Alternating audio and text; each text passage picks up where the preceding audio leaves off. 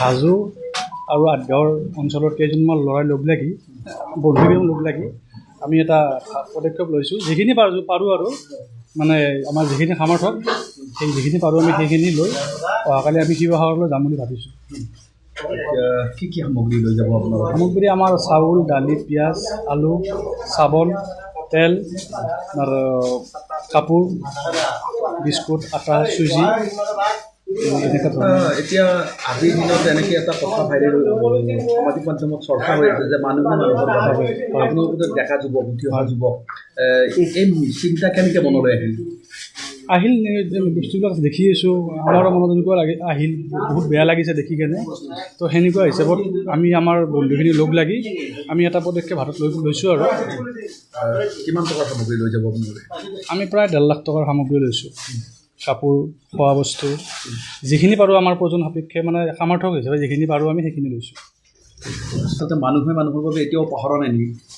হয়, আচলতে আপোনালোক আটাই জ্ঞাত সমগ্ৰ অসম আজি কান্দি আছে, য'ত মানুহৰ হাহাকাৰময় পৰিস্থিতিৰ সৃষ্টি হৈছে, য'ত মানুহ উটি গৈছে, বহুত মানুহৰ মৃত্যু হৈছে, গৰু পশুধন বহুত মানে ক্ষতি হৈছে, আপোনালোকে গোটেই আটাই জানে। সেই কথা মনলৈ আহি আমি হাজোৰ কেইজনমান উদীয়মান যুৱক আৰু আঠগাঁও বাহৰিৰ কেইজনমান উদীয়মান যুৱক লগ লাগি আমি বনতৰ কাষলৈ যাব এটা প্ৰয়াস কৰিছোঁ।